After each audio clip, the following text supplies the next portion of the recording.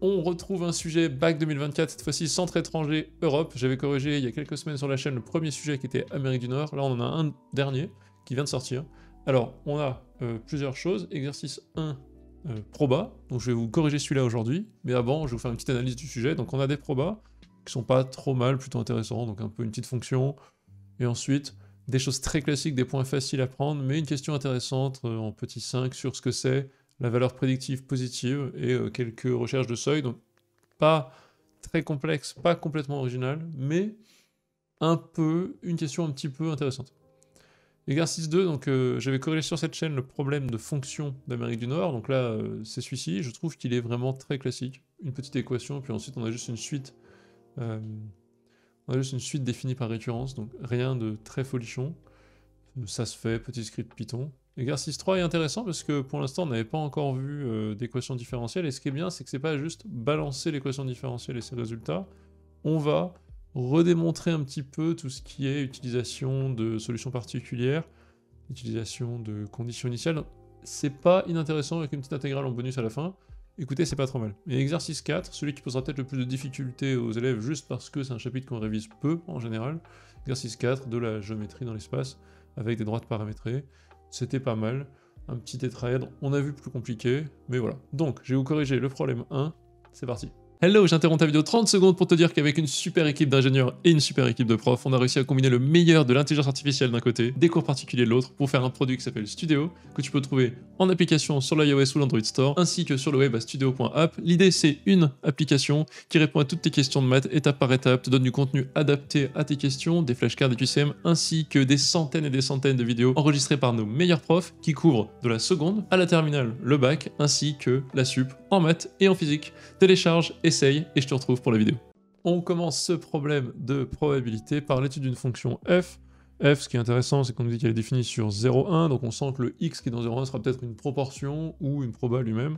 Bon, on verra bien. Donc on a une fonction du type ax plus b sur cx plus d, ultra facile à dériver.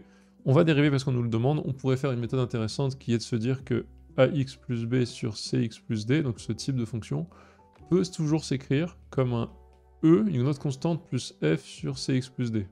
On pourrait s'embêter à faire cette écriture, et peut-être qu'on pourrait s'en sortir. Mais voilà, ici on nous dit de dériver, donc on va dériver. Ça va être assez facile, on va appliquer tout de suite la définition, donc je vais pas vous le faire en 3 heures, j'ai déjà écrit ça, hein, comme ça va vite. On a f' de x égale, donc c'est u'v moins v'u, tout bêtement, sur v carré. Donc j'ai bien u', 0,96, fois v, moins v', le 0,93, fois u. Ça fait ça, de quoi on se rend compte, ici je l'ai barré en vert, c'est que le terme en x, 0,96 fois 0,93x, s'en va, se fait annuler, il ne reste plus qu'une constante qui est 0,96 fois 0,03, et ça nous donne exactement le résultat demandé. Vous faites ça à la calculette, ou de tête, hein, 3 fois 96 c'est 300, moins 3 fois 4, 12, ça fait 288, et vous divisez par 100, 0,0288, et donc on obtient ce résultat. Bah, qu'est-ce qu'on a ici, tout bêtement, ce truc-là, c'est strictement positif. Et on peut répondre, bah, comme f' de x est strictement positif, la fonction f est strictement croissante, tout bêtement.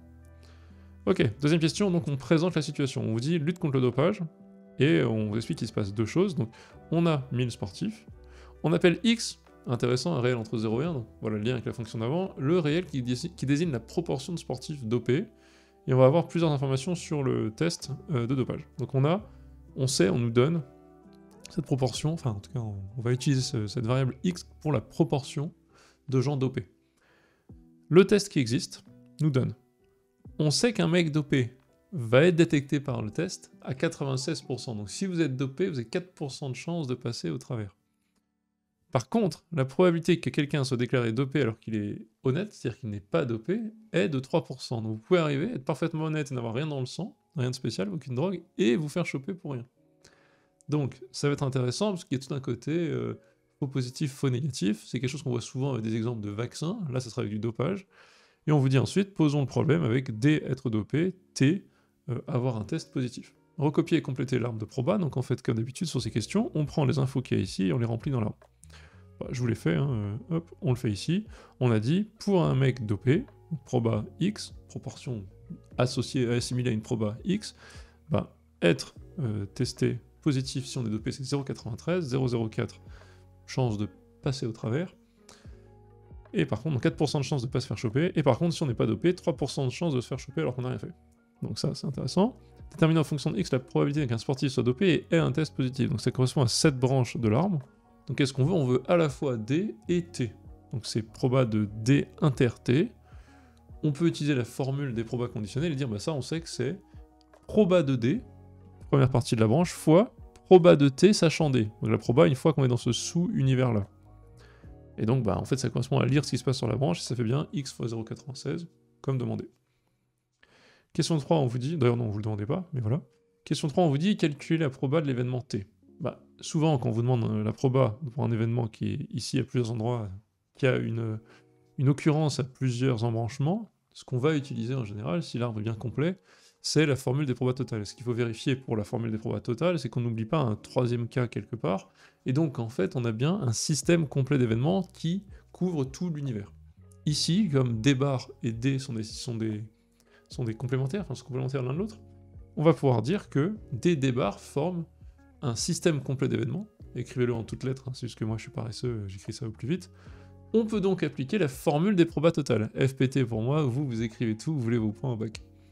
En appliquant la formule des probas totales, je dis juste que la proba d'avoir T, c'est la proba d'avoir T en passant par cette branche, plus la proba en passant par celle-là. Donc il y a les tests positifs pour les mecs dopés, et il y a les tests positifs pour les pauvres sportifs qui n'étaient pas dopés. Et donc quand on fait ça, on dit, bah ok, il y a x fois 0,93 plus 1 moins x fois 0,03. Et si on met ensemble tous les termes en x, on obtient 0,93x plus 0,03, et il me semble que là, c'est ce qu'on nous demandait, donc c'est parfait.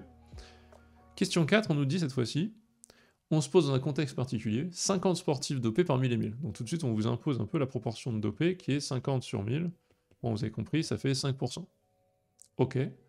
On a la fonction f de la partie grand A. Démontrer que la proba qu'un sportif soit dopé, sachant que son test est positif, est égale à f de 0,05. Trouver une valeur arrondie. Donc ça, c'est intéressant, c'est-à-dire que là, moi, si je suis un scientifique testeur, j'ai plein de tests positifs devant moi, je veux la proba que ces tests positifs appartiennent vraiment à quelqu'un de dopé. Si je me rends compte que c'est 50-50, j'ai un problème. L'idée, c'est qu'il faudrait quand même que la majorité des tests positifs face à moi appartiennent à des sportifs qui ont vraiment triché. Sinon, on a peut-être un petit souci au niveau de la détection des tricheurs. Et aussi au niveau de l'accusation d'innocent. Donc, qu'est-ce qu'on fait? On explique ce qu'on cherche. Ici, on nous donne P de D égale 0,05, donc c'est X. Et on cherche P de D sachant T. P de D sachant T, c'est un peu une inversion de comment on regarde le problème par rapport à l'arbre qu'on a fait au-dessus. L'arbre qu'on a fait au-dessus nous donne tout bêtement la proba de T sachant D. À chaque embranchement, on a ça. On a la proba de T sachant D, la proba de T sachant D bar. Ici, on demande la proba de D sachant T. On inverse un peu le problème. Donc d'après la formule de Bayes, on peut s'en sortir. On peut trouver, enfin on a une formule qui donne P de D sachant T en fonction de P de T sachant D qu'on connaît déjà. Donc la formule est la suivante. Comment on la redémontre? J'ai mis un petit rappel ici. Pour redémontrer cette formule, il suffit d'utiliser le fait que P de D inter T, c'est égal à P de T inter D. Et en fait, on peut utiliser l'expression avec la formule des probas conditionnels de P de D inter T dans l'autre sens ici. Faisant ça, on trouve exactement la formule qu'il nous faut. Donc ici, ça va pas être bien compliqué. P de D sachant T, ça va être quoi? Eh bien, 0,96, ça c'est P de T sachant D, facile, fois P de D, ben, on a établi depuis le début que P de D, en fait, c'est X, hein. Donc voilà, divisé par P de T, qui est 0,03 plus 0,93x fois X. Enfin, pardon, fois X. Bon, bah c'est parfait, on a bien montré que P de D sachant T, c'est f de X. Et donc, dans le cas où X vaut 0,05, on fait un petit calcul, là je me suis juste amusé à le faire à la main pour montrer que oui, on a une calculette, mais on peut quand même s'en sortir en calcul mental relativement rapidement. On demande un calcul au centième. Quand je vois qu'à 96 fois 5, on a x égale 0,05. Donc qu'est-ce que je fais vu qu'il y a x égale 0,05 et 0,96? Je multiplie par 10 000 en haut et en bas de ma fraction. Comment faire le calcul mental? C'est juste un petit aparté. Je multiplie par 10 000, donc ça me fait 96 et 5, comme ça j'ai plus de virgule un peu embêtante. Et pareil en dessous. En dessous, qu'est-ce que j'ai fait? Je multiplie par 10 000, et donc 0,03 devient 3 quand je fais x 100, 300 quand je refais x 100, 10 000. Et pareil ici, donc j'ai 0,93 fois 0,05 qui devient 93 fois 5. Là, je vois qu'il y a plein de x5, ça me saoule, donc je fais x2 en haut et en bas. Pourquoi? Parce que ça me fait faire x10, ça me fait apparaître un 0, c'est super facile. Donc j'ai 960 sur 600 plus 930. Je divise par 10, je fais la somme en bas, j'obtiens 96 sur 153, les deux sont divisés par 3, 32 sur 51, voilà. Plein d'élèves, dans mes cours particuliers, je m'en rends compte, plein d'élèves ne savent pas faire des calculs mentaux ou sont incapables de faire rapidement ce genre de trucs, donc vous allez dire, mais qu'est-ce qu'il fait, on a une calculette?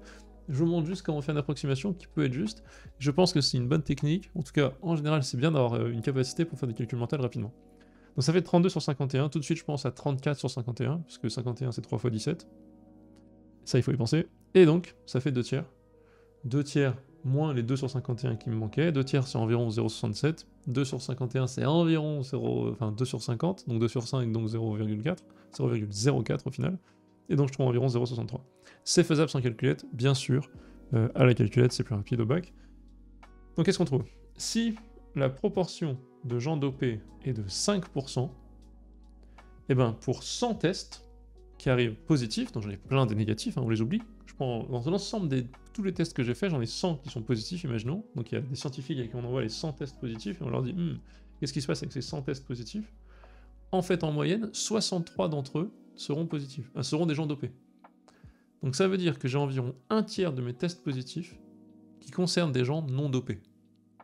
Donc ça, c'est un peu un échec. Donc quand il y a une faible proportion de gens dopés, donc 5%, on va dire c'est gros, c'est beaucoup de tricheurs, mais s'il y a 95% de non-tricheurs, 5% de tricheurs, et ben mon test va être capable de détecter 2 tiers de tricheurs, et en fait malheureusement dans le paquet des tests positifs, ben je vais avoir un tiers de gens qui n'ont rien à faire là. Le problème c'est que je sais pas lesquels forcément parmi les tests positifs sont les tricheurs ou pas, donc en gros le test est à jeter à la poubelle. Donc ça c'est pas mal intéressant.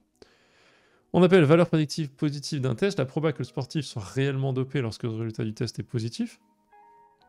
Bah pour l'instant avec x égale 0,05 c'était 0,63, 63%. C'était pas ouf. Déterminer à partir de quelle valeur de x, donc quelle proportion de tricheurs. Encore une fois dans la question d'avant on avait dit tiens on se met dans le cas de proportion de tricheurs 5%. À partir de quelle valeur de x la valeur prédictive du texte sera supérieure à 0,9. Donc encore une fois, s'il y a 55% de tricheurs, la valeur prédictive du test, c'est 63%. Donc 37% des tests positifs appartiennent à des gens qui n'ont pas triché. Inutile. Bon, ok, donc quelle proportion de tricheurs? Donc c'est-à-dire qu'il faut un échantillon assez élevé de tricheurs pour avoir plus de tests au total, en gros. Enfin, plus de tests de gens tricheurs au total. Bah, quelle serait cette valeur pour être sûr à 90%? C'est très intéressant parce que si on fait que la valeur c'est genre 40% de tricheurs, on se dit bon les gars ça arrive jamais qu'il y ait 40% de tricheurs, donc ça c'est inutile, faut changer de stratégie. Donc regardons, on souhaite calculer la proportion nécessaire de tricheurs entre guillemets, telle que P de D sachant T soit plus grand que 0,9. Bah, donc c'est f de x comme on établit depuis tout à l'heure, on veut quand est-ce que f de x est plus grand ou égal à 0,9, et ça pas de panique, c'est en fait une équation, enfin une inéquation de degré 1. Parce qu'on a du ax plus b, du cx plus d, on va pouvoir mettre tout de l'autre côté et s'arranger. Donc on le fait, j'ai 0,96x plus grand que 0,9 fois 0,03 plus 0,93x, je mets ensemble les x, je divise comme je peux, et en faisant ça, j'obtiens x plus grand ou égal que 27 sur 123, à peu près égal à 0,22. Donc en français, on est en train de dire que pour avoir un test qui détecte quand il détecte un tricheur, à 90% a trouvé un tricheur. C'est-à-dire qu'il y a quand même à peu près 10% de triches détectées qui appartiennent des non-tricheurs, donc 10% d'accusations honteuses. Et bien, pour être capable d'avoir ce niveau-là, qui est même pas si ouf honnêtement, il faudrait que dans la population des participants, il y ait 22% de tricheurs. Alors déjà, 1, c'est pas souhaitable d'avoir autant de tricheurs, et puis 2, potentiellement, on pourrait argumenter que ça n'arrive jamais. Il n'y a pas de compétition où autant de gens sont trichés. Alors je vais pas lancer de polémique sur aucun sport. Mais voilà, donc c'est un peu un problème, et donc le gars se dit, ben, responsable de la compétition, ça marche pas. Allons plutôt cibler les sportifs les plus performants. Potentiellement, eux, ils sont plus fréquemment dopés. Vu qu'il a compris, le coach ou le responsable, il a compris qu'en gros, il fallait si on avait une grosse proportion de tricheurs, X, eh bien, on était plus capable de les détecter précisément. Donc il se dit, bah, allons là où supposément, il y a beaucoup de tricheurs. Alors, c'est pas très juste pour les meilleurs sportifs, parce que potentiellement, bah, ils sont juste bons, mais c'est une stratégie qui a du sens. Quelle est la conséquence de cette décision sur la valeur prédictive positive du test? En fait, vu comment j'explique la question A, etc. depuis tout à l'heure, on a déjà un petit peu le résultat. Argumenter en utilisant le résultat de la partie A c'était l'étude de la fonction. Donc qu'est-ce qu'il faut dire? Je vais un peu me répéter. Et donc ici, donc là c'est ce que je racontais il y a une seconde. Qu'est-ce qu'on vous dit? Ben, on sait que s'il est vrai que pour l'échantillon en question, c'est-à-dire l'échantillon des gens les plus performants, la proportion de dopés augmente, alors ma P de D sachant T augmente, parce qu'elle est représentée par une fonction f qui est croissante en x, comme on a vu dans la partie 1.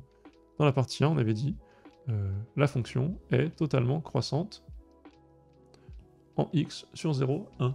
Et donc si on a un échantillon où maintenant la proportion est plus grande, alors en effet la valeur prédictive positive du test va augmenter. Voilà, c'est tout pour cet exercice. J'ai beaucoup discuté, parce que je pense que c'est là qu'il y avait une petite discussion, c'était intéressant de se forcer un peu à comprendre ce qui se passait en termes d'intuition, mais c'est vrai qu'en termes de calcul, si vous êtes un peu à l'aise avec les méthodes de formule des probas totales, etc., vous n'allez pas être vraiment surpris. J'espère que ça vous a bien aidé, et je vous retrouve sur Studio pour notamment le reste du corrigé de ce bac. Bye bye.